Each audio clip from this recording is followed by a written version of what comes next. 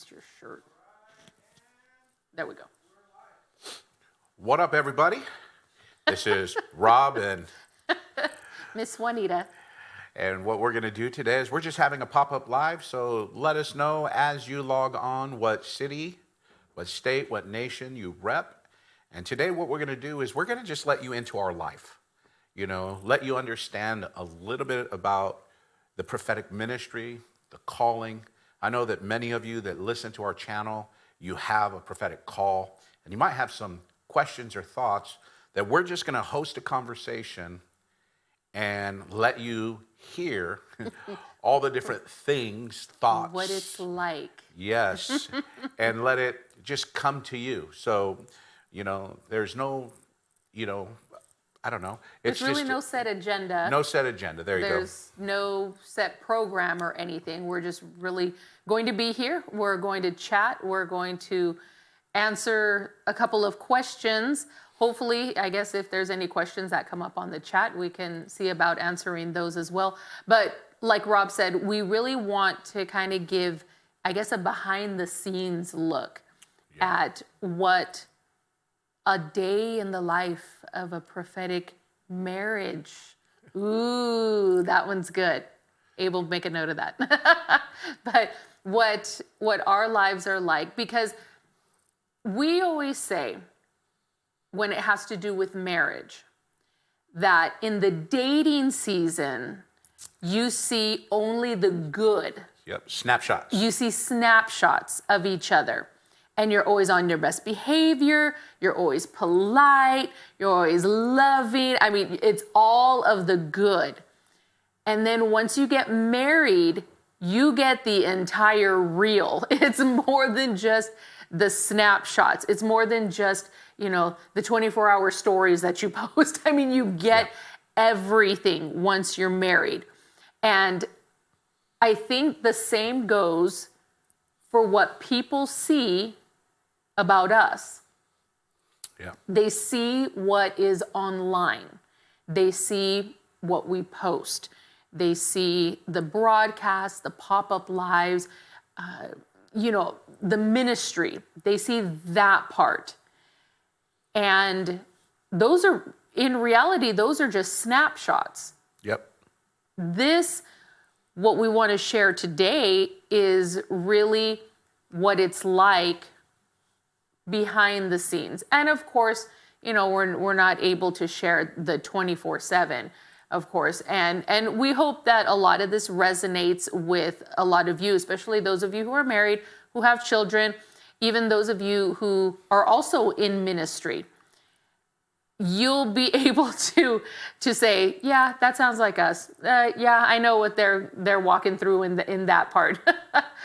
I know what they've gone through. We've gone through the same thing. So, many times we want to just show what it's like for us on the day-to-day, the things that we've gone through, the things that we've experienced. I know we've shared a lot already on our broadcast where I shared my testimony. And if you haven't seen that, I would highly suggest going to our YouTube channel and looking at, I think it's titled One Decision, I almost lost my marriage, or something like that. I can't fully remember, but it's a picture of me on the thumbnail. And so you'll be able to know which one it is. And it's under, what is the series that we did for those? I can't remember what the series was called. Yeah, that was just our, the Rob Sanchez show. That's what it is. Oh, how easy. I don't even know how I completely forgot the Rob Sanchez show. Because you don't look at our page. Now that's wrong. I'm the one who finds the misspelled error. words on the thumbnails. But if you go to the series list that says the Rob Sanchez Show, you'll be able to see the thumbnail with me on the thumbnail with my picture, and set aside some time. It is 3 hours long, and it's the highlights. Really, it's the highlights. It's the highlights of everything we have been through in marriage. Can't even say everything. It's the highlights of our testimony Yeah. and how God was gracious and kind and merciful to restore us in the midst of every adversity that we face. Yeah. And so, I guess I'll just throw a question out at you. When we got married, you had an idea that I would be in ministry. Probably didn't know I was called to be a prophet. I don't think I even fully knew. Yeah, I don't think you really knew. And so even though the prophetic word and the prophetic was strong in my life. yeah. I knew I was more of a prophet than I was an evangelist, but I had never been announced to be a prophet. I had a vision of God calling me a prophetic voice. Yeah. And actually, it was a dream more likely.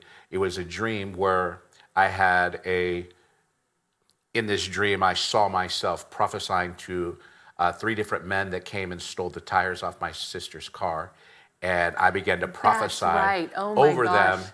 I forgot about that. And they would fall down and they drop their crowbars and their tools that they were going to beat me up with. Yeah. And they all repented and came to Jesus. And so that was a prophetic dream. And then shortly after, Ruckins McKinley calls me out, anoints my head with oil, and announces me as a prophetic voice. And so I had that calling, understanding. But, here's the question I'll just toss towards you, and it's very simple. What is it like being married to a prophetic voice, and how much discovery did you have to go through? It's been very interesting. It's been interesting. It's been enlightening. Definitely not what I expected. Definitely different, but not different bad, just different. I knew that you were called to ministry. Should have ran then. I probably, not knowing what I was getting myself into. Either of us. Right. But I think also, I don't know, maybe because I hadn't really, even growing up in the church, I was never exposed to prophetic ministry. During the revival services that we would have evangelists minister, we would have pastors minister. We wouldn't have any prophets. We didn't have any prophetic ministry. And so I knew about pastors, I knew about the fivefold ministry because, in the Bible it says about, pastors, teachers, evangelists, prophets, apostles. But I had never really been exposed to prophetic ministry. I probably thought it might have been just more of a pastor's kind of ministry, although I knew at the same time that we weren't going to have a church because you weren't called to pastor. So I think just going into the marriage, I had no idea what to expect. I think we were kind of just going in blindly because I don't even know if you knew what to expect in regards to what ministry life was going to look like. And then it just kind of unfolded. And so I think because we had seen more evangelistic ministers, we probably thought, okay, this is going to be similar to that. And it was, in the sense of traveling, getting the invitations, going church to church. We just didn't have the caravan like they used to do back in the day, where they would drive from church to church across the country and minister. We were flying. Yeah. We got invited and we were flying to different states, and then to the point where we went to different nations. And it was exciting. And then it got to be very tiring. Right. Just because that being our only source of income, Right. we had to make sure that our bills were paid. And so in order to get income, we had to go out and minister. And so we were doing it. I remember over the revival services when we first got married, you had already been ministering a whole week. We get married, we go on our honeymoon, we come back and finish out another full week of ministry at that church. And it seemed like that's just the way that it always went. We were going and going and going constantly, which I don't know if a lot of young new ministers experience. I don't think they do. It's kind of like we jumped into ministry and boom, it was right there. Yeah, I think with social media, you know, the availability to reach the world is at your fingertips. It's literally at the touch of a button. But for us to evangelize the world, we had to go there. You know, we're talking about 30 years of ministry already. How does that feel? Just saying that, how does that feel? You know, how does it feel? I mean, I think I finally come to a place where I'm good with it. It's like, I can't believe I'm 55 years young. I can't believe that we have made it as far as we have, accomplished the things we've accomplished, and there's still so much more to do. And, you know, so I would say it's mind-boggling to see how glorious God has been. It's amazing to me how many lives that you and I have been able to touch, change, and transform, how many nations we've been able to go to and speak life and encourage pastors and leaders from around the world, and then raising up SOAR and imparting to another generation, training up people and watching them step into their call. I think, you know, I would say, if I think about it, it's like, wow, what an amazing journey. And then there's days where you look at it and you go, wow, it's a blur because it's happened so fast. Yeah. I mean, yeah. 30 years. We were kids. I mean, we were in our 20s already when we got married, but we were kids.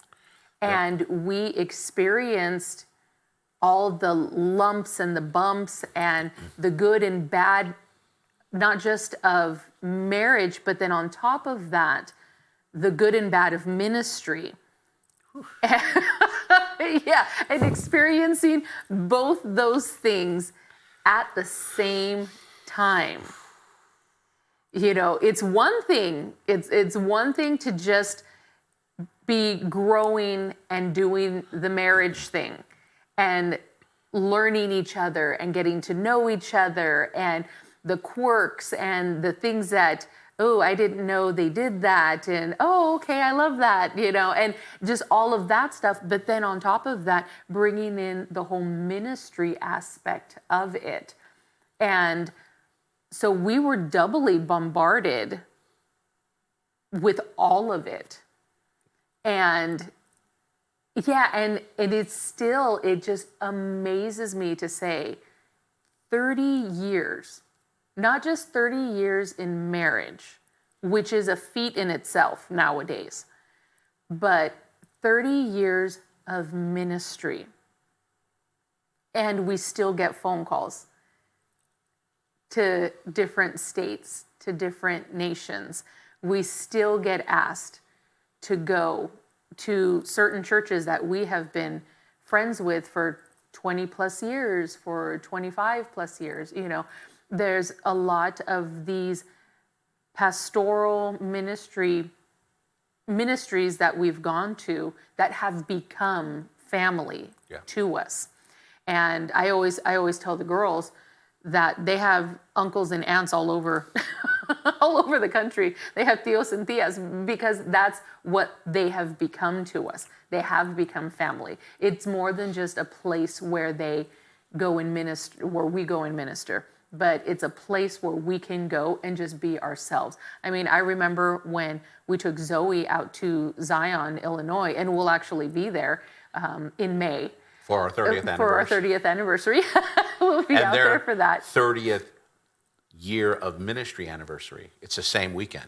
Oh, wow. So that's why they wanted us there that weekend. Yep. So we'll be celebrating 30.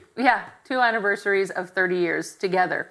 But I remember that Zoe took her first steps while we were out there. Yeah, Zion, Illinois. In Zion, Illinois. Matter of fact, Bishop James Logan remembers that day because it was in his house. Yes. We were all cheering and clapping Zoe on. Now she's 24 years young and has her own career, and God's using her in his own special way. Yeah, yeah. And so it excites me because we have been able, through the grace of God, and I know that it's not us.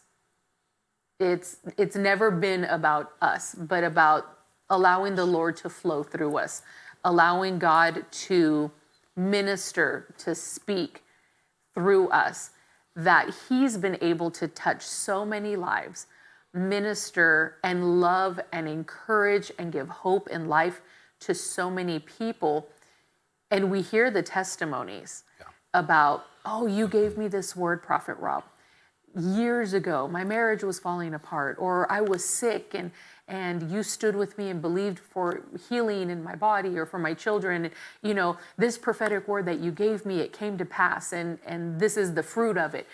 All of these testimonies, because I don't see us as big name ministers. I mean, you look at, the T.D. Jakes or, and all of these other Benny Hinn type ministries, and they're huge, huge ministries. And they've been around 40 years, 50 years. And we've been around 30 years. Yep. We may not be on the same level, if you want to say, as them. We may not have ministered in as many countries or states as them. But we've still been out there doing the work of the kingdom for 30 years. No, absolutely. And I think one of the things that people fail to realize is there's a commitment, There is a commitment that we've both had to make, and that is to keep our yes before the Lord. In the good days, the bad days, the days of trouble, our commitment, our yes to God never changed. And I think one of the greatest things we got to do is understand that when you serve in the kingdom of God, it's an enlistment into what he has purposed and planned for your life. And so it's not something you can take lightly. It's something that you have to really honor and hold dear to your heart. Yeah. And so I can honestly say that I think that's where what has given us longevity is we've never lost focus of what God has purposed and called us to do. Yeah. And not taking that lightly, and realizing that it's not going to be an easy road. Ministry is not easy. For those of you who feel called to ministry, just know that even when you say yes, your yes doesn't ensure an easy path. You have the assurance that God is with you no matter what. But it's still not going to be easy. We're not exempt. Just because God called us and we said yes, it does not make us exempt from what other people go through, from what other people experience. And I think that's what I get a lot of the time. A lot of people ask me, well, how is it being in ministry for so long? Well, we just chose a different path. Some people are lawyers, some people are doctors. We're ministers. and it's the positive and the negative, the same thing like anybody else. And I think that's what people fail to realize, that with ministry, we still experience the same things as everybody else. Absolutely. I think one of the things we need to do is just begin to really answer some questions that people might have. You know, the question that I asked was, you know, what have you learned about being married to a prophet? In being married to a prophet, there is no hiding anything. It's as simple as one Christmas. I think it was the Christmas before we were married. It was our first Christmas together, and I bought you a gift, and it was pants and Slacks it and a was white slacks shirt. and a white dress shirt. And I thought, well, this would be a very nice outfit for when you go and minister. And I gave it to you when we were opening up gifts. And I said, here, this one's from me. And you just didn't even open up the box. And you said, thank you so much for my shirt and slacks. And I looked at you and I said, give me back the gift. I said, that's not fair. You cannot use your prophetic gift to open up the present without even opening up the present. That's what it's like living with a prophet. And of course, it's funny, and I'm telling a funny story, but I had to get to the point and tell him, look, if you want me to continue buying you gifts, don't guess or don't pray over them. Let yourself be surprised like everybody else. I still remember the time we went and met up with your mom and your dad. We had moved to Orange County already? Orange County, and we were married, and we were meeting up at like Casa de Fruta or something. We were traveling, and we had a moment, and your dad had our Christmas gifts. Oh, yeah. And so he opens up the back of his van and he goes, Rob, I bought this one for you. And he hands me this small cube. Yeah. And I remember looking at it and I go, thank you for my Raiders helmet. And your dad looked at me like, what? How? He looked so confused. And I opened it up and he was like, how did you know? And I said, I just saw it. I felt it. I just knew. And it's funny because even to this day, I mean, even, I'll act surprised, but there's always a knowing inside of me. Yeah. I remember you trying to throw me a surprise birthday party, and, I had to be surprised. Mm-hmm. And though I had a knowing. Though you knew that I was planning something behind the scenes. So never again have I thrown him a surprise birthday party. Let me know. And I'll be surprised. I'll enjoy the moment. Let's just, absolutely. Yeah, and now I can't really throw you a surprise party in the sense because we have our calendars and I have to set aside the time so that way you don't schedule any ministry at the same time. So if he's looking, is this weekend available for ministry? No. Well, what are we doing that weekend? Why can't I go out and minister? Just because. Oh, okay. So he'll pick another weekend. And so he knows that there's some sort of surprise. So yeah, that's one of the big things about me being married to a prophet. There's no element of surprise when it comes to our marriage or planning things. Yeah. Yeah, I believe prophets are called by God. We're seers yes. as well as hearers. And so though something may not be visible in the natural, we're going to see it in the realm of the spirit. Yeah. And though it may not be spoken in a room that I'm in, I'm going to hear it. And because you're called to the office of the prophet, you walk in all of those senses. Sometimes you see, sometimes you hear, sometimes you feel. Sometimes you just get a knowing in your gut. Sometimes, like you did when you held on to the gift that my dad gave you, just putting your hands on it, that point of contact, you felt it, you saw it, with your X-ray vision, your prophetic X-ray, but all of those things. I mean, it's all of those things together in how you express the prophetic that's on your life, that God has given you.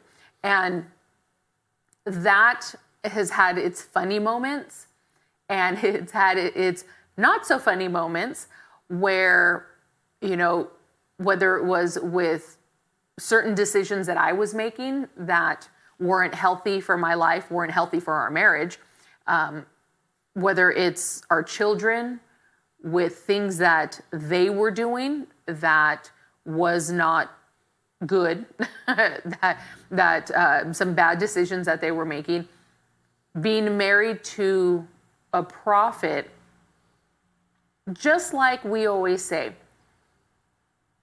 are we under the impression that God doesn't see what we're doing? That God doesn't hear what we're saying? God never leaves us or forsakes us. His presence is always there wherever we are, whatever we're doing, positive or negative, good or bad. And because you have that connection, that spiritual connection where you see, hear, feel the presence of God, the voice of God, that has been one thing probably that I had to get used to, because before I can hide things from my parents, you know, places I was going when I was sneaking out of the house. I could hide those things from my parents, but I wasn't able to hide those things. Sin enjoys its pleasure for a season. And so I was able to do those things for a season. Sneak out of the house, go and party, go and do things that were not healthy for our marriage. And it was for a season that wouldn't say that it was hidden from you, because you were still getting the feelings and the impressions, though you did not have 100% full clarity of what was going on. There's always a question. Right. It always put a question inside of you as to, okay, what's going on here? Yeah. I think people don't understand that the prophetic voice, a prophet, is ultimately sensitive. We are not just hearers and seers, we're feelers. Yeah. And so anything that enters into the environment of the prophetic that interrupts or disrupts it, something goes off on the inside of me. Mm-hmm. You know, I could feel it when my daughters were welcoming things into my house. I'd be like, what is going on? And I get stirred up. Mm-hmm. And I'll be up early in the morning walking around the house praying and standing in front of their rooms and speaking. I think when it comes to the prophetic, I think most people fail to realize you can't sneak something by. It might get by in their unaware, but in their spirit, something's going off until the day where it's fully exposed. Mm-hmm. You know, I remember a time walking by Zoe's front bedroom, and I was just walking. I wasn't looking. I wasn't even praying. I was just coming into the house, and as I passed through the front door of our driveway, coming through the driveway, I see her window coming to the front door, and I see her jumping out of it. Mm-hmm. And I remember, like, is that just a vain imagination? Why am I seeing this? You know, and I remember, and you probably remember this, we're sitting at the dinner table, and we're all eating dinner. And you remember what happened? And just all of a sudden, you told Zoe, you spoke a word to her, just while I'm eating. Very calm, but stern. And there wasn't a question in your voice. There was just this assertiveness where you said, Zoe, and you let her know what you were sensing. And I remember saying to her these words, Zoe, in the next 2 weeks, everything you're doing in secret, it's going to be exposed. And I remember her being bent out of shape, crying, and like literally in that moment, dinner, I didn't even look up. I was eating. I looked at her and I said, like you said, very sternly, Zoe, in the next 2 weeks, everything that you're doing secretly is going to be exposed. And I went back to eating. You went back to eating. and then Zoe got up. She's mad. Why are you accusing me? I said, I'm not. I said, that just jumped out of my spirit. Yeah. And I so happen to remember you and I, within that 10-day period or so, we flew to Florida and we were going to minister, and we get a call from your mom, and everything that was hidden was now revealed. And your poor mom was there to deal with it and had to help us. There's been several of those times where my poor mom has had to deal with phone calls because we're out on a ministry trip, or what happens when we're trying to enjoy ourselves on vacation and we get a phone call. Your daughter is this, or you need to try and talk to your daughter about this because I got a phone call or I got this message. It's like, Lord, why? But it's happened, and I know mom's watching right now. Thank you, Mom. I love you to the moon and back. You and Dad, that you both have always been there, have always been supportive. You've helped us through many seasons and many times. And I know that it takes a village, and we have a pretty strong village.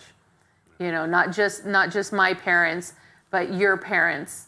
Your dad is already with the Lord, with the great cloud of witnesses. But when he was here, he was always one that I know, though he couldn't be at all of the services, he was praying. And your mom also has always been one of our prayer warriors, backing us up. And so I'm so thankful. I know that a big part of why we've been able to last so long and stand, not just in marriage, but in ministry also, is because of, on both sides, both of our parents and both of our families that have always believed in us and stood by us through the thick and thin, and never passing judgment, never condemning, never saying, well, why did you guys move? Or why did you guys make that decision? Or what? Just anything that people could question us about, but they didn't. They stood with us. And so, that's always the interesting, those are the interesting things about being married to a prophet. And you did that with Zoe. That's happened with Carly. And I think it's happened with Hannah too. Absolutely. There's not one that is escaped no. And it's happened to all of us. Myself included. Right. Absolutely. When, I'm a firm believer that God reveals secrets to his servants, the prophets. Yeah. And sometimes there's things that God reveals to me that I wasn't looking for. And there was things that I wasn't looking to hear, but when God would begin to speak to me, and reveal, there's a disbelief belief. Yeah. For me, as we talked about some of the hard times that we've gone through, I remember in Kansas City, God literally gave me a name. And when God gave me the name, and when confrontation came and that moment to confront, of course, there's going to be a denial. And out of that denial, there was a revealing of another thing. And so what was one was two. And I remember thinking, how am I going to make it? And the truth of the matter is, I think, that day there is a portion of the man that dies, but there is a resurrection by the Spirit that rises. And in those moments, I've always been able to look back and go, okay, God, you have been faithful to me to this point, and you'll give me the grace to continue to move forward. Yeah. Give me wisdom on how to move.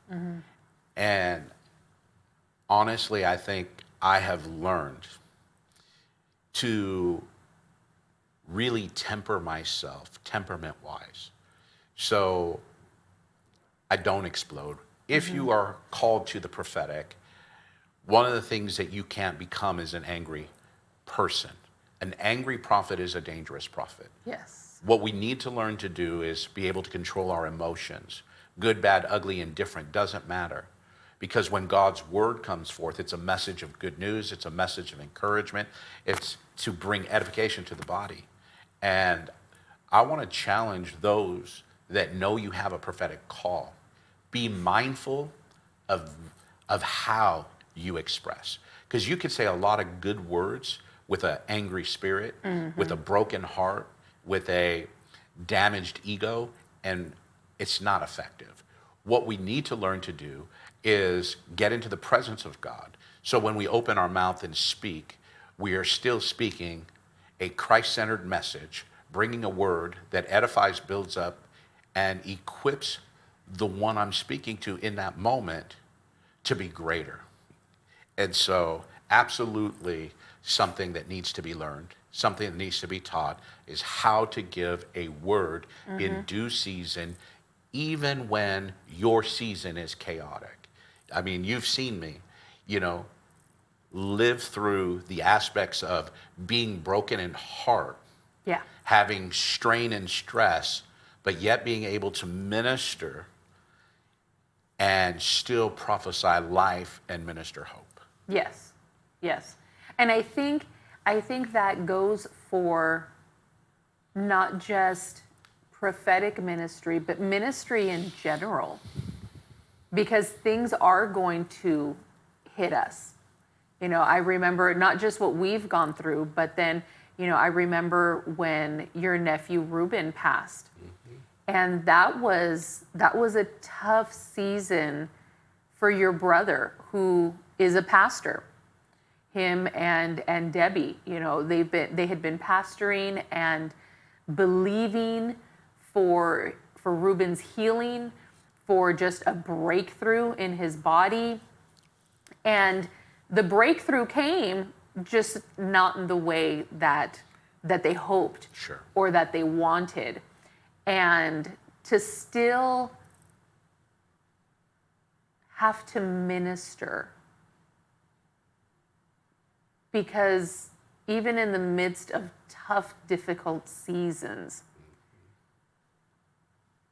we still have to move forward. We still have to do what God has called us to do, even in those tough seasons. And I saw not just your resilience during those seasons that we had to walk through with our marriage, but then also looking at your brother and sister-in-law and how they stood. And yes, they were broken, but they were still able to minister healing and encouragement even in those dark times, in those dark seasons. And so I think it prepares us for future seasons. And it's crazy because I was just talking earlier today. Someone came by the church, Emmanuel Dean, came by the church because he left his notebook there from prayer this morning. So he came by and we were chatting for a little bit, and he was talking about our new studio. And he asked how I was doing in regards to the process and how it looks like it's on pause right now. And I said, I could be frustrated. I could be upset at the city that they're taking so long, at PG&E because they're lagging in my mind. All of these things happening. walking through all of these things. And when is the contractor coming back? And when are we going to get these, these things finished? When are we going to get these inspections done? And we have to wait for other people. It's not lack of motivation on our part, because the church's multi-purpose room is filled with material. All we need is just the manpower to put all of that stuff in. If we could do it, we'd be in there working and putting it all together. But we have to wait on other people. But in our mind, we think that it's paused, and sometimes we think of it as a negative thing. But we never know what God's doing in the background and why it's on pause. And the thing that Emmanuel said, he goes, you'll know this because you are a musician, you're a worship leader and a worshiper. He goes, when you look at sheet music, it isn't just the notes that are there, but it's the rests that are there as well. And I said, yeah. And I said, the rests that are put into the music, into the arrangement, are just as important as the notes themselves. Yeah, that's a good word. And that's what I said. I was like, ooh.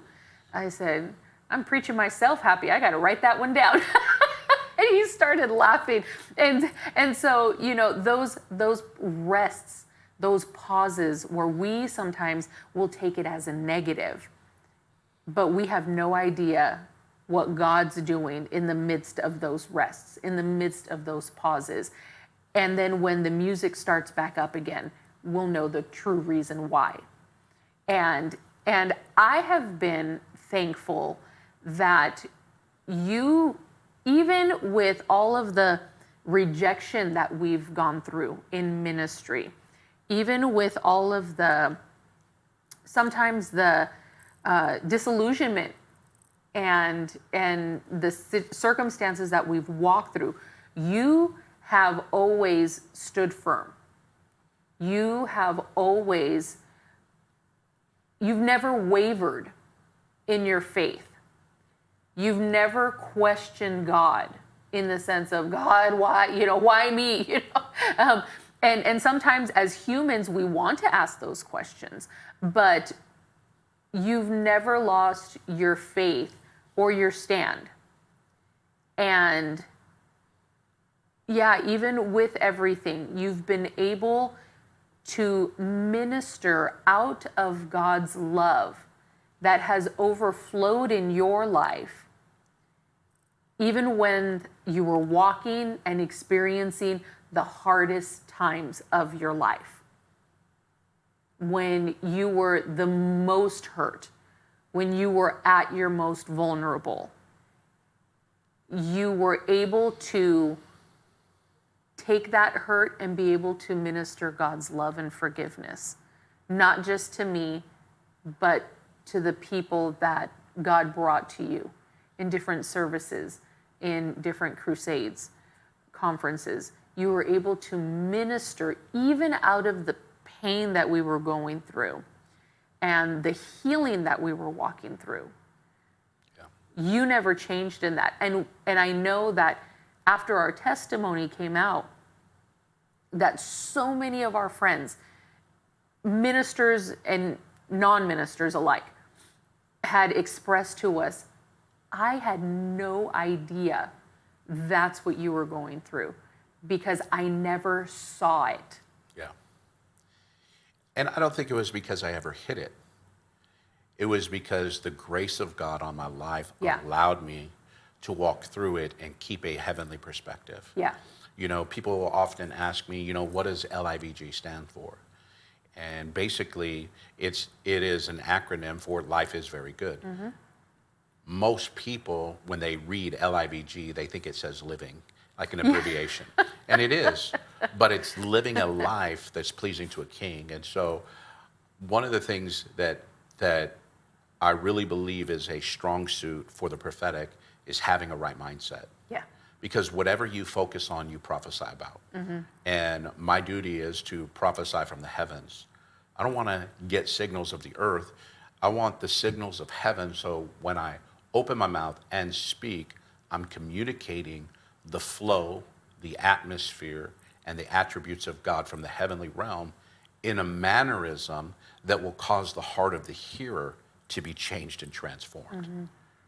And our lives serve as examples.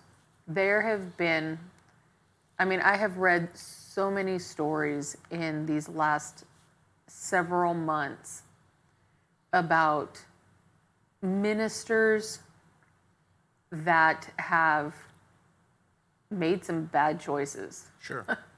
and the criticism that they're getting. And I always think about, when it comes down to it, yes, you're a man of God. Yes, I'm a woman of God. But we're still human. We're not exempt from making mistakes.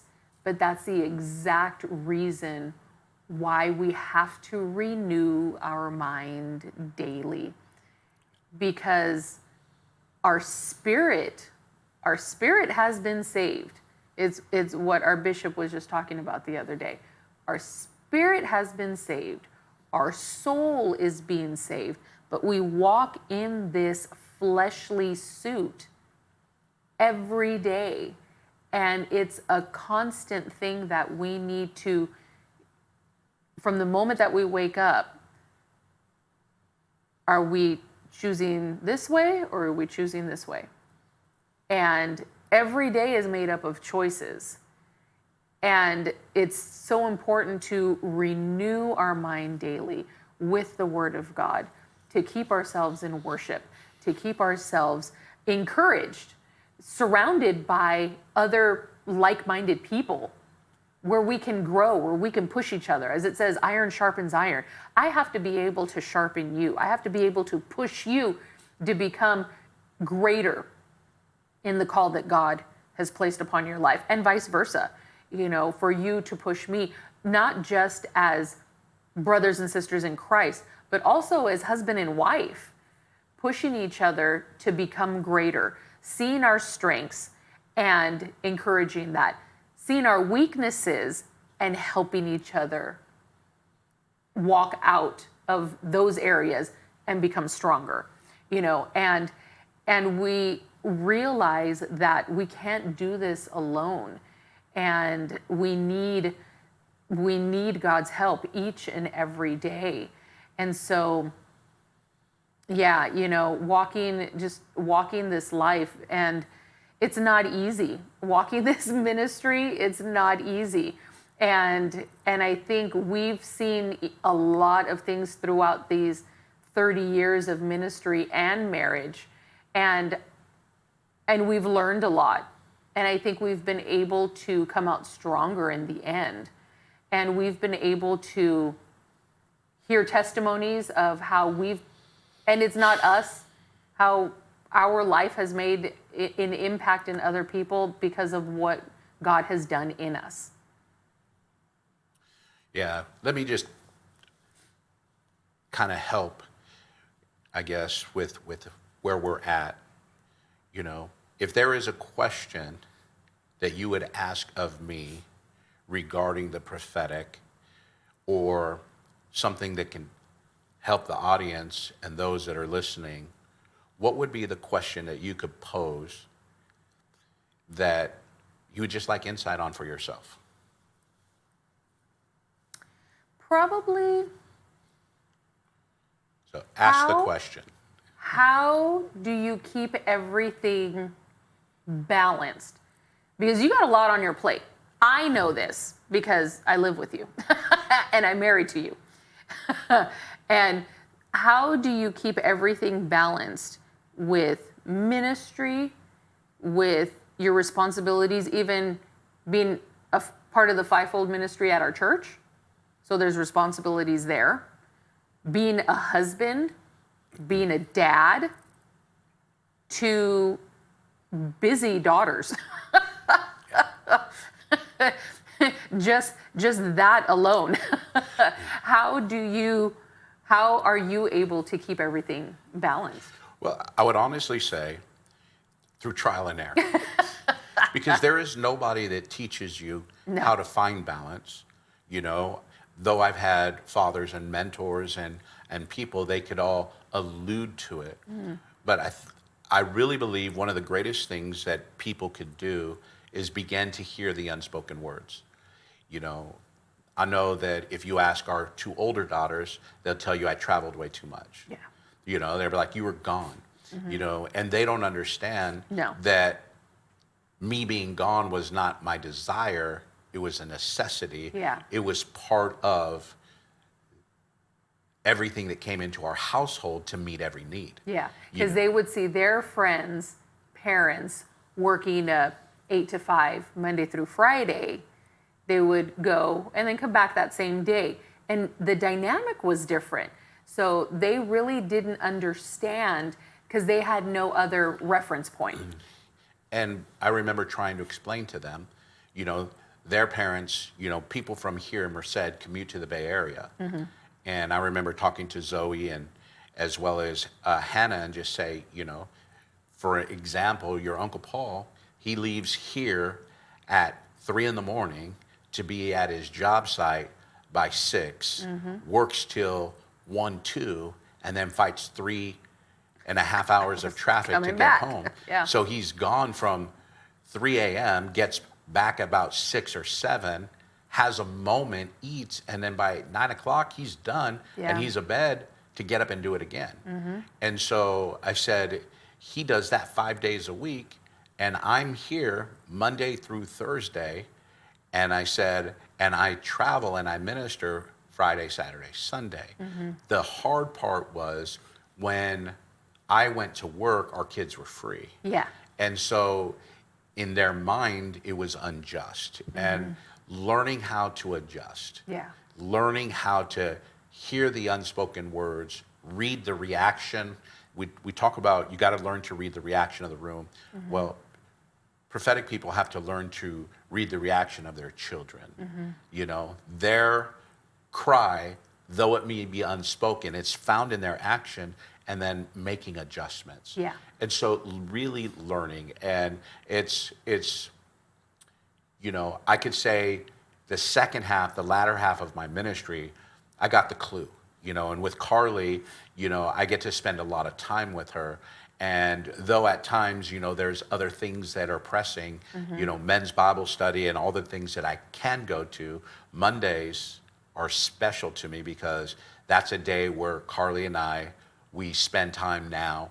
We go to the gym, we're playing volleyball, practicing, and I'm her setter, I'm her spiker, I am nothing more than a machine throwing her the ball, you know, feeding her the ball again and again while she's practicing, finding her, you know, her stroke, her ability to hit the ball and everything. So it's, you know, where before I would have chose ministry, now I choose my daughter. I think the greatest thing to say is I've learned how to find that balance, you know, where ministry is important, but it's not everything. Yeah. And learning to just say, I got to set boundaries and I got to make my family a priority, you know, where I believe early in my life, you know, that was something that you had to learn, you know, but the demand for the travel, you know, it was different than it is now. Yeah. Yeah. And I think it's come with experience, with maturity, and just over time, we've had to learn those things. We've had to go through the lumps and the bumps and learn them on our own, because you're right. We know a lot of pastors, and that dynamic is completely different than a traveling itinerant minister. Yeah. And so we really didn't have a lot of role models in that sense that were doing the exact same thing. Well, even in our network, we're the only itinerant ministry. Everybody else is pastors, you know, of a church. And so we're the oddballs in the sense of itinerant ministry. So a lot of the things that we game plan for as a network has to revolve around a pastoral ship. and there's relevancy, but there's not always the same application. And so learning how to apply what we're learning and use it in application, there has to be a working out. Yeah. And most of the time, there is nobody training people how to be evangelists, let alone training people the prophetic walk, you know? And so if we can, there is a wisdom in us to help you learn and understand and comprehend your calling, because you're not always going to be loved and accepted. You're not always going to be you're not prototypical. You're different. When you have a prophetic ministry, it is different than any other ministry. Yeah. I see pastors, you know, they have pastors appreciation, and they're celebrated on a month, not on a monthly, but yearly. on a yearly. And I thought to myself, you know, what about the rest of the fivefold ministry? Exactly. Yeah, because it's just Pastor Appreciation Day, or the whole month. I told my staff it should be Fivefold Appreciation Day. I remember telling my staff, we need to have Prophet Appreciation Day, because, you know, their prophetic voices are unsung heroes. Yes. They're not always appreciated. Yeah, no, we're tolerated, and when we find a place that is celebrated, we need to rejoice, because the truth of the matter is, the prophetic, you know, we get to tell you the truth in love, but most people don't want to hear the truth. Most people don't want to hear everything that God's saying. They just want to hear the good thing that God's saying. You know, but you know, a lot of times. But when it comes to the nalgadas, or the discipline, they don't want to hear that. No, absolutely. You know, there has to come a time where we just begin to really celebrate the gift of ministry, the gifts of God. And when you begin to celebrate them, that's how they know. Pastors know that on once a month, they're going to feel that special day where they're going to be like, yes, I feel good about myself. The church blessed me, or people, you know, did something special and makes them feel good. Yeah. But on the daily, you know, on the yearly, you know, many times for the prophetic, they don't have anything like that. You know, I think we should start that. Yeah, no, what happens is they'll be quick to tell you, well, you said there was going to be a turnaround, it hasn't happened. Yeah. Or you said, I remember a guy one time told me, he says, well, you told me in 7 days I was going to get a van, and it came on the 8th day. And so he was like, you know, should I pick up a stone? And I said, well, then obviously that's not your van. Give it back. Then give the van back. It's like, you know, I get it. I'm speaking from eternity. And, you know, to me, that was pretty accurate. Exactly. It's like, did you get the blessing? Is the question really, why didn't it come on day 7? The question should really be, did you get your blessing? Yes. Well, then don't worry if it came on day 7 or day 8. You got your blessing. Yeah, but that's the nitpicking that takes place on the prophetic. So how do you react to that? Yeah, so I was just going to try and say, you know, you really have to come to a place of maturity where you do not allow the nitpicking of a people to provoke you to a place where it pulls you out of who God has called you to be. Yeah. You know, here's a question for you. You know, there's times where I've seen you scrolling and someone will put a negative comment, or they'll just write in false prophet for money. They'll write in something crazy, and I've seen you delete comment. So why does it, you know, affect you? Because I've gotten to the place where I get it. People are people. Yeah. You know, some are smart and some aren't. And I've come to the knowledge that those that are coming at me are usually coming from a law-based perspective. Yes. And, you know, their eyes aren't opened. I think that's what irritates me. Part of it, yes, because they're criticizing my husband. I know the hours that you've put in, not just studying for your messages, but praying, meditating on the word, meditating, worshiping in the presence of God. I know week in, week out, on a daily basis, what you are doing to prepare yourself for these broadcasts, for your recordings, for your pop-up lives, even the simple pop-up lives that you do. You're studying and you're getting the verses together. I see all of that.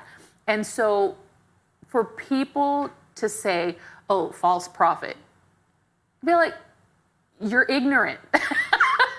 It bothers me because more than them criticizing you, who is my husband, they're criticizing you as a man of God.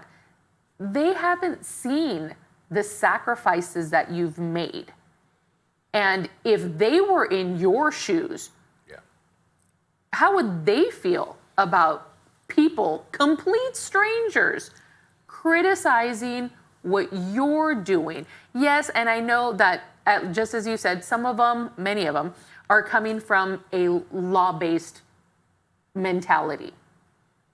But also, I think some of them are coming from a place where they've seen other ministries that get,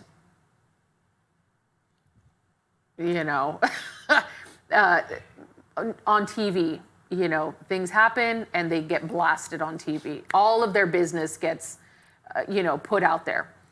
And they see those people, they see those ministers. Well, they were, they are Christians and they were pastors, and how did they do this? And so they're looking at that, criticizing that, and then taking that perspective onto you. But you guys are two separate people. And so I think the ignorance of some people, and ignorance it's a strong word, but I think it's just the ignorance of people commenting and just saying things without truly thinking about it. And that's what gets me upset. Yeah, one of the things I think will have to be addressed is like everything that's taking place with certain ministries, Bethel, certain ministers, especially the prophetic. I believe what happens is many times people lump sum us, and because one's bad, all are bad. Right. And that's not true. And it's not the truth. And there has to be an understanding of what true prophetic looks like, because true prophetic people sacrifice for the bettering of the kingdom. Yeah. Here's a great example. John the Baptist was a forerunner. But for Christ to become the head, John had to lose his head. Most people don't understand, for a prophet to be trained, Jesus began ministry at 30 years old. John, likewise. John had 30 years of being equipped to become the prophetic voice, to announce Jesus as the Son of God. Then he said, I have to decrease, he must increase. And that decreasing came in the form of he lost his head. Yeah. But he had to lose his head so Christ could become the head of the church. And what we began to see is there has to be a willingness to lose yourself. Yeah. True prophetic ministry is not about you. It's about others. Yeah. It's about advancing the kingdom. And one of the greatest things that I have learned is get out of the way. For true ministry to take place, he don't need me. I'm thankful he chose me. But I need to convey what it is that he is saying and nothing else. We must learn to exemplify Christ in all things. Yeah. And just knowing that there is a sacrifice. There's a sacrifice in everything that we do.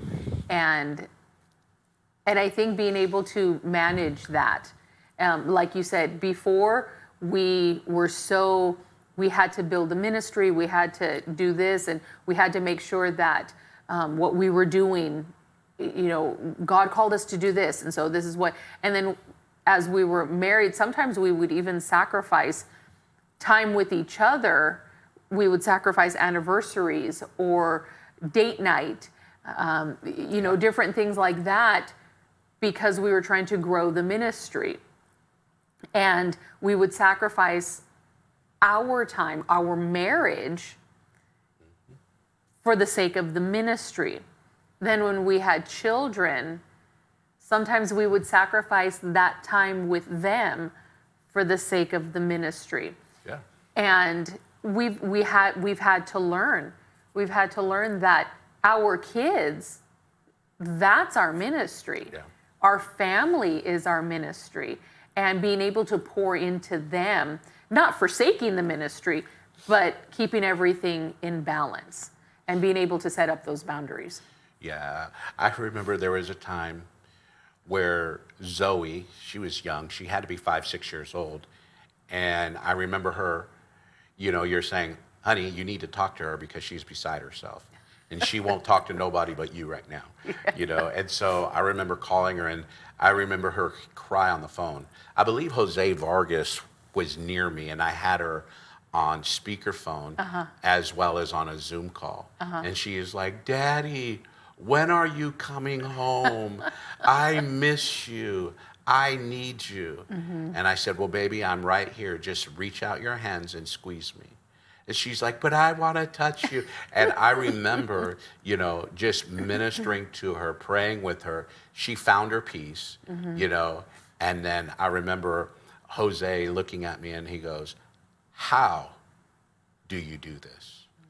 And I said, my love for God is great to the place that I'm willing to sacrifice for the advancement of the kingdom. That was John. Yeah. He was willing to sacrifice his own life so the kingdom could be advanced. And if you feel a call to ministry, it's really about a sacrifice. If you're going to be a good shepherd, if you're going to be a strong evangelist, a minister of any sort, there requires days and times of sacrifice. You talk about we gave up anniversaries, we moved our birthdays. It's not that you give it up. You just simply learn to adjust. Yeah. You learn to adjust. Here we are for our 30th anniversary. Where are we going? We're going to Chicago. But what we've done is already talked to the pastor. We plan on going to a Broadway show or going and doing something special, taking an extra day for ourselves. We were supposed to celebrate our 25th anniversary in Europe, and COVID happened. So now Carly gets this opportunity to go to Europe, and we're like, well, for our 30th anniversary, we're going. We're going to do this. And then all of a sudden, now it's Carly's going, and now, now Zoe wants to go. And it's like, you guys, this is our anniversary. The funniest thing in that whole thing, he said, since when did our anniversary get turned into a family vacation? but the funny thing about that is that sometimes how they say it's a blessing, a curse, all at the same time. Our kids love hanging out with us. Yeah.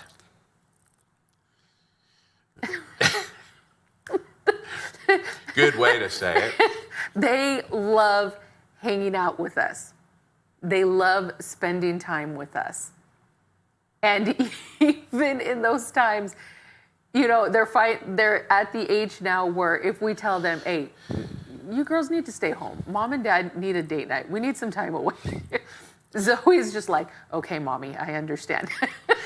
After she stalks us. Right, after she stalks us and says, but make sure you bring us home some food, some leftovers. But, I'm glad they're, especially Zoe and Hannah, being older, they have grown and they have matured where they have more of an understanding in looking back. And those things that they felt back then, they knew that it wasn't the full truth, that they were young, immature, and now looking back on it, they have a different perspective on why Mom and Dad had to go away sometimes. And it wasn't that they were going away. We were going in ministry and we were working. And they understand that now, being a part of what we're doing. I mean, when we started the studio, Zoe was one of the first two camera people, her and her best friend Kat, and they're both still with us. You know, Kat has, like, we always joke, Kat has tenure. She's our longest running employee at LIVG Ministries. She's a tenured employee. And so, you know, they've been with us, they've traveled with us, and they're there. They see all of this. They've grown throughout the whole thing. And so they have a better understanding now than they did then. And they get the fact that, oh, we didn't know. We were just kids. Yeah, they just wanted mom and dad. Yeah, and they still want mom and dad, 24 years old. and still, why aren't you home being my mom? Because I got to be at the church doing work. But, you know, finding those lines. And in regards to keeping everything in balance, putting down those healthy boundaries for not just yourself, but for your family. Those boundaries that you have to set, that this is my time with my family. This is not ministry time. This is family time. This is marriage time. This is, you know, for us. Sometimes the reaction that we get to that is not it's not always, yay, I'm so glad you're finally taking time for yourselves. It isn't always, you know, good job, you're going on vacation. You deserve it. Yeah, you deserve this time away. It's like, no, why aren't you here being a prophet and giving us words? It isn't always a positive reaction that we get from people when we have to just say, this is our time. Yeah. Well, people have a misconception that because I'm God's prophet, I'm their prophet. Yeah. You know, they put a false expectation on the prophetic saying, God's voice is available 24 hours a day. You are God's voice. Yeah, but I'm human. Yeah. The voice of God speaks out of eternity. It's not in time. Mm-hmm. I have time. I have a fleshly body. Yeah. I have a wife. I have children. I have responsibilities. And if you don't fit within the boundaries of what I'm available to, I can't be available to people 24/7. Right. You know, but yet it's expected. As much as they want. Yeah, as much as it may be expected, but also them understanding that there is an appointed time. Mm-hmm. And if you're gracious with me, I'm gracious with you. In the sense, I had a gentleman, we were up late and I was going to bed and I get bing and I happened to look. And I know better, but I happened to look and it's, oh brother, so glad you caught me. I'm so glad I caught you. I know it's late. And when someone says, that's when it starts. I know it's late, but I know you're busy. But I know that, you know, all of these things. I know you're on vacation, but. Yes. And, you know, I know you're getting ready to go to eat. It'll take Nothing takes 5 minutes. 5 minutes. Nothing. Nothing. Nothing when it comes to a prophetic word. And so he said, you know, I saw you. I'm drawn to your ministry. I need a word of the Lord. I need direction. And I need to know, you know, and it's a list of things. Yeah. And I just simply said, you know, I was actually on my way to bed, where the younger Rob would have probably stayed up another hour ministering to him. But the older Rob says, I'm going to bed. Old Rob is tired. He's like, you know. I'm 55 years old and I need to sleep. I need a little rest, you know. And so, but what happens is I've had people come to the place where they'll literally say, oh, well then you don't love God, or God doesn't love me if you're not going to minister to me. Oh my God. And I say it has nothing to do with love. It has to do with me being in the right heart, right mind. And, you know, where they're like, well, you always say God speaks to you. And I'm like, he does. Mm-hmm. But right now, I'm not listening. I've turned my aid off. I'm not trying to hear the heavens. I'm trying to go to bed, or I'm trying to have dinner. I'll never forget. I've turned down the volume. Yeah, I'll never forget. I never forget this one. A gentleman from overseas calls me and says, "Would you pray for me?" Well, I didn't know he had 11 people in the room. And what he did is he said, "Here, will you pray for this one? Will you pray for that one?" And I remember telling him, I only have a short amount of time. And then we hung up, and I get a call back.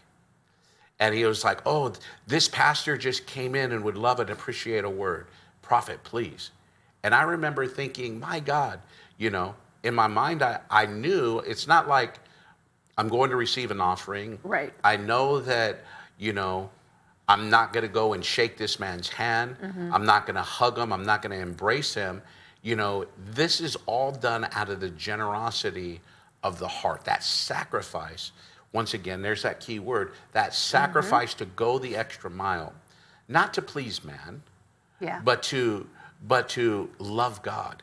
And man, so many people don't understand how important it is to get out of yourself. To fulfill the will of God. It can't, if you are in the way, there is no way you're going to minister to that person. You're not going to not in the right way. Not in the right way. And so, and at the end they're weeping, they're crying, they're so thankful. But then at the end now I remember that time, where we ended up missing a movie. And we had to end up going to a late movie, and then it's fighting to stay awake. Right. And it's like, learning now to say yes and to say no. You're talking about setting boundaries. How do we do this? Let my yeses be yes, my nos be no. And people, I don't have to worry if they approve of it, because I'm not trying to please man. I'm trying to please God. And really, it's for our own sanity. Absolutely. It's for our own state of mind. It's for our own health. It's for ourselves. And if people get offended, well, that's between you and God. I'm sorry if you get offended. I'm not saying no on purpose to offend you. I'm saying no because this is the time that I have allotted for my husband. It's the time I've allotted for my kids or for myself. Because if we don't take care of those important things, if we don't take care of our own mental health and our own physical health, ourselves, our marriage, our family, then we're not going to be, it doesn't matter how the Lord wants to flow through us. If we're not physically there or mentally in the right state of mind, there's no way that we'll be able to minister like in the fullness of the way God would want us to. Yeah. I mean, when it comes down to it, so many people have false expectations on prophetic voices. They put a heavy demand and great requirement. And I just want to share a time where we went to Medellin. And when we were there was a drummer who literally put a word out into the atmosphere and said, "If the prophet does not call me out and give me a word, that is my sign from God that it's okay for me to kill myself." Yeah. Remember that? Yeah. And I remember coming to the end of this conference, and I'm about to make this exchange with the pastor. Yeah, and give him the mic. And I paused when I made eye contact with this drummer. And I remember pointing at him and saying, "You will live and not die, and you will not commit suicide." And I said, "I see the struggle between you and your father and your brother and the business. And you have come to a place where you're being worked and there's no reward. And you've grown sick of it to the place where if God did not speak to you, you would kill yourself. Yeah. I'm here to say you will live and not die." Well, I remember the mother of this child standing up, and then the power of God hit her, or she fainted. One of the two. Boom. Yeah. And I remember that. He comes running out, grabs me and says, "You are truly a prophet. You are truly a prophet." And I remember prophesying over that family and saying, God wants to restore you. They weren't even aware. I think I remember the wife wasn't even crying. She was like, her jaw had dropped. She couldn't believe the words that you were ministering, especially when you said, "You will live and not die. You will not, harm yourself. You will not commit suicide, because that's not what God has for you." And when you said those words, I looked over at her and she was just flabbergasted, like, "Is that what you were thinking? Is that," and just, you could see all of these things on her face. And then the same thing with his mom, when she stood up, and I don't know if she fell out under the power of the Spirit or if she fainted, just because of just The weight. the weight of what you were saying and the reality of what was exposed. And when the moment he came up and said, "You are truly a prophet," and he has the note. Yeah. And he was like, everything he said, it's right here. Because after the conference, if he didn't receive a word, Yeah. he thought that was confirmation in his life. Yeah. I remember, I don't know if you remember this, but that was in Medellin. We were on our way to Colombia, and we were getting ready to drive to San Francisco to the airport. And then we found out they bought our ticket in LA. Oh God, I remember that. And so we had to change Somehow we couldn't find our itinerary because I was entering it in, departing from San Francisco, and it wasn't there. And so when I pulled up the information that they had sent to us, I saw it said LAX. Yeah. So San Francisco is a 2-hour drive from here with no traffic. San Francisco, again, is 2 hours. LAX is 4 hours. Yeah. Completely other direction. And do you remember what happened when we were driving? Yeah, you got a phone call from some lady. Don't even know how she got my number. Yeah, that's what we were like tripping out about, because you looked at the phone and we didn't recognize the number, because when you were driving, your phone rang, and I grabbed it because I didn't want you. We were in the middle of LA traffic, because there's never not traffic in LA, and so I grabbed the phone and I said, I don't know. And you said, "Who is it?" I said, "It's just a number. I don't know who it is." So we answered it, and and the lady, I have no clue how she got your number, and was just asking. She needed prayer. She was asking for yes. She was just like, "Can you pray with me? I need a prophetic word." And you told her, you said, "I'm in the middle of trying to get to LA. I'm fighting traffic, and I'm trying to get to the airport because there was a mix-up with the church. We're actually not just flying to another state." He said, you told her, "We're flying to a different country. we're trying to fly to Colombia." And she was just adamant. And through some attitude, I was just like, I was sitting very quietly and had to hold my tongue from not yelling at this woman, saying, "How dare you pick up the phone demand and put a demand put this much of a demand with no relationship she was to the gift." Angry. Yeah. And I remember telling her, "I'm in not the right frame of mind to give you a word." And she goes, "Well, then God doesn't love me." And I said, "It has nothing to do with God. This is all me." Yeah. And I'm just saying, you don't want me to pray for you. I'm fighting through traffic. You were stressed because trying to get to the airport. And then I told her, "I'm trying to get to the LAX airport." And she goes, "Tell me what terminal, I'll meet you there." I think I looked at you and I just shook my head no. And I remember telling her, I said, "If you just give me some time." I don't have time. I know. But if you can find it in your heart and give me some time, I will call you back. Yeah. And she goes, no, you won't. And I remember her hanging up abruptly on us. Yeah. And being the man of my word, I called her back and she didn't answer. Mm-hmm. And then I waited, I think, another 15 minutes, Mm-hmm. and I called her back, and then she blocked me. Yeah. And so she was angry. She was angry and throwing a fit like a kid. Yeah. And it's so crazy because, we have, our ministry phone line, and sometimes people call it and they think I'm going to answer it. Yeah.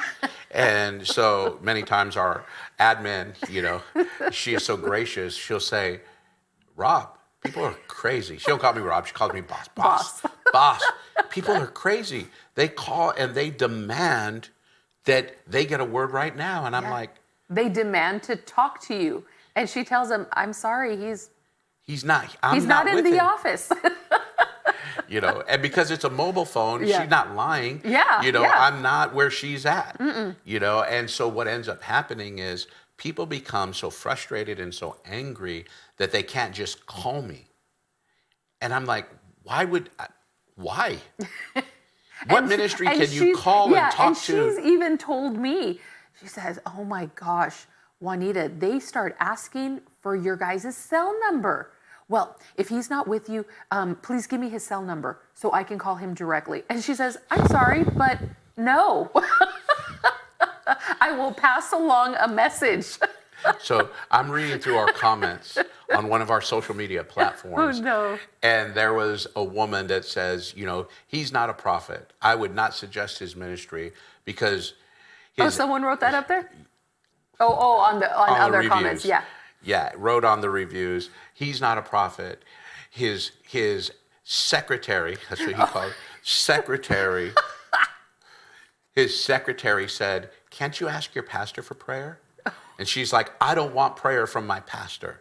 I want prayer from the prophet. And she's like, but obviously, I do not recommend this ministry. He's not a man of God. And I'm like, wow. Just because she was told not right now. Or at a later date, give him time. Yeah. Let me see what I can do.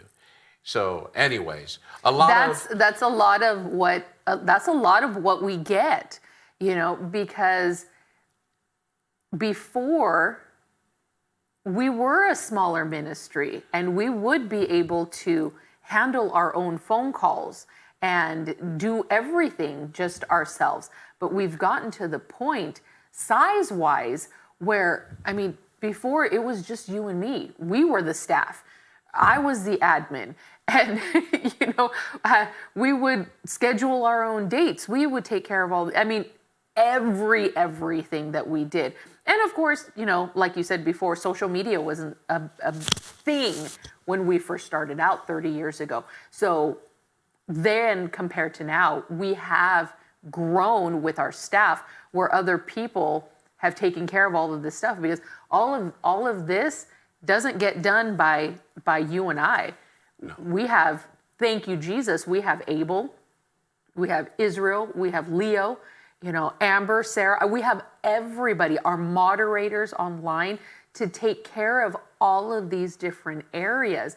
And so we have gotten to the point where we can't answer all the phone calls. We can't, because if we answered emails, one, text, it opens up the floodgates. Dropbox. Every DM. Yeah. There are certain people, and there is certain people that write me on a continuum. It's like we have a thread, and I'm gracious. Yeah. They're like, I know you're busy, but knowing I'm busy doesn't stop them from writing in, interpret this dream. It doesn't stop them from, I need a prophetic word. It doesn't stop. It's, I know you're busy. Week after week. Yeah, day after day. And really there has to come a place where, again, I have to know my boundaries. Yes. I know what I can do. I know what I can't do. And I think I probably err on the side of being overly generous, overly available, and that's something I have to continually remind myself, no, you don't have to. Is it that you want to, or is it that you need to, or is it God saying? And really learning how to keep myself in that balance. Yeah. And so let me just put this out there. So if you're married to a prophetic voice, if you're a wife, to a husband that's a prophet, you will have to help him guard his heart. Yeah. You'll have to help him set boundaries. You'll have to share with him. You got to be wise about your availability, because if not, it's going to leak into every other time. And then you're going to find out that you can't take it back once you've given it. So whatever you extend yourself into, it's hard to close the To doors pull it on back. that, because people will say, well, you did it before. And then, now you're fighting with, oh, well, I have, and well, I could still, and what happens is if you give them an inch, they're going to take a mile. So really, really, really encourage, if you're a spouse to a prophetic voice, help them set boundaries, remind them in love to this is not the time. It doesn't matter how critical the need is. It doesn't matter if it's somebody you're not in relationship with. I get it. There's sometimes where I've gotten calls where a baby is dying. If I could come into agreement, absolutely. Critical. Someone's been in an accident, absolutely.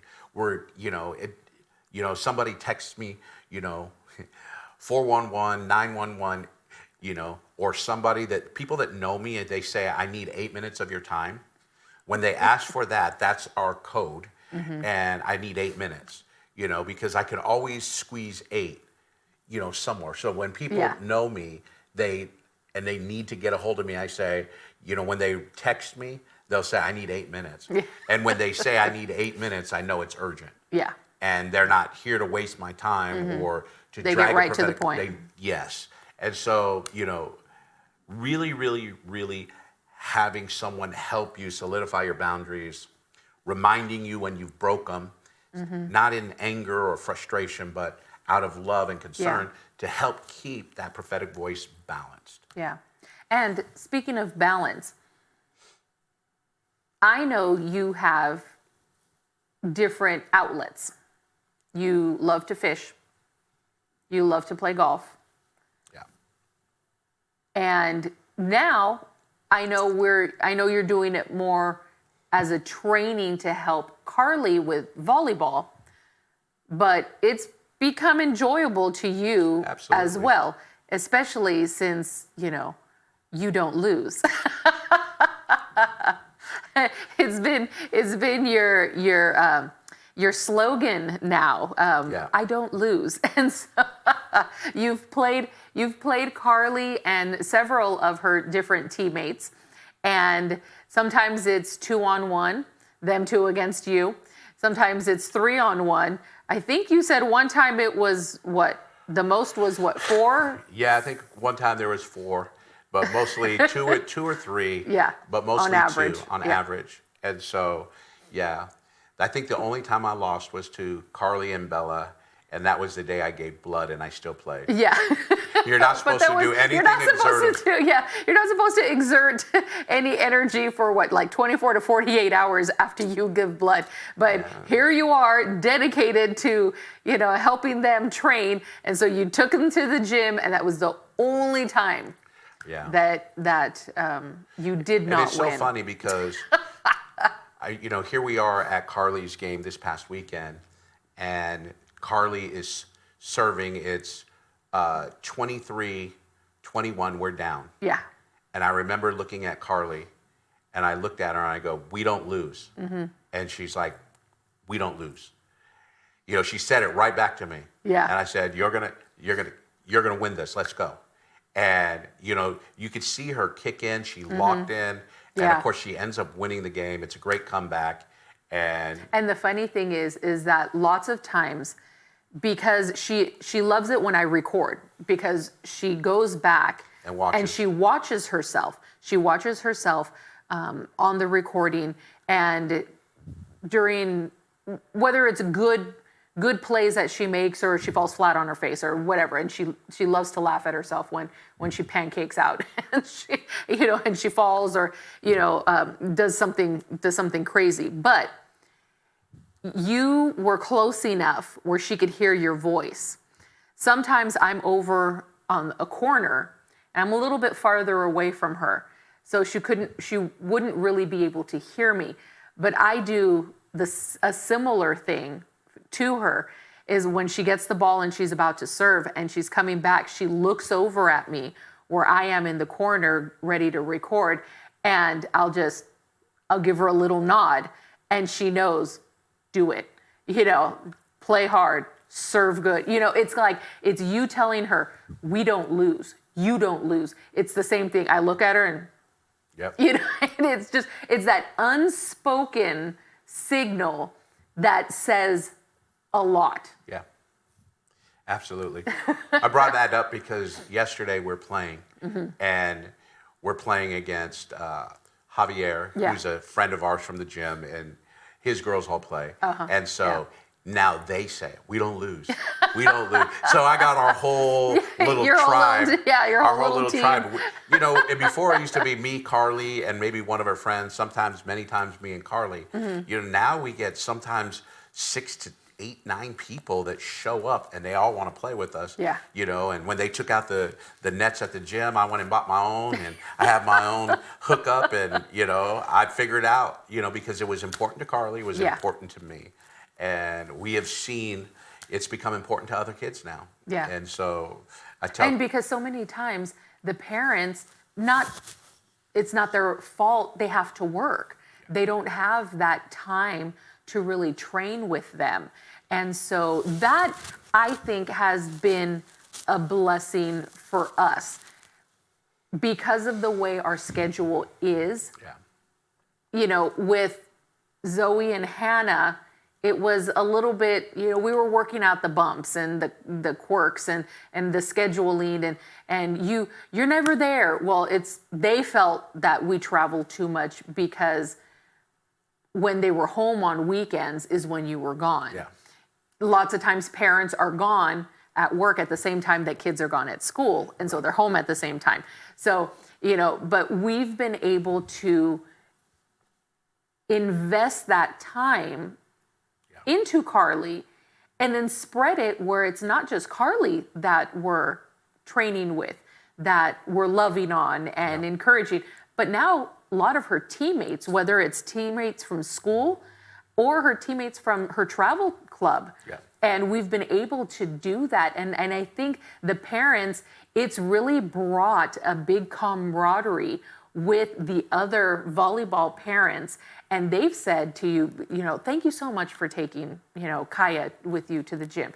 Thank you for taking Bella. And, there's a genuine thankfulness and sincerity when they see parents reaching out, not just to your own kid, but also to their children as well, to help them out, because it's something that they enjoy, and to help them grow in that. So. Well, praise the Lord. Well, I don't know if we answered and solved any great mysteries today. Miss Juanita's a talker. I am. I'm sorry. I'm not sorry. This is the way God made me. And so, but we probably need to get ready to transition. Let me just put it out there. If you are a SOAR student, today we are doing our live Q&A. Starts at 6 p.m. So I got to get ready to do that here shortly. And so if you're part of the SOAR School, we'll see you tonight at 6 on the Zoom call. I cannot wait to answer some of your guys' prophetic questions and help you on your prophetic journey. Once again, thank you for logging into this Pop-Up Live. I pray that you enjoyed Miss Juanita, her laugh, as well as her humor, and everything else that she brought to the platform today. Yeah, it was fun. And hopefully we were able to let you in on a little bit of our life and a lot of the things that we've lived through and walked through and how we are today because of where we've been and what we've done and what we've experienced. And hopefully we've been able to encourage you today with giving you a piece of our lives and what we've done. All right. Well, thank you for logging in. We love and appreciate you. Always remember, life is very good. We'll see you later.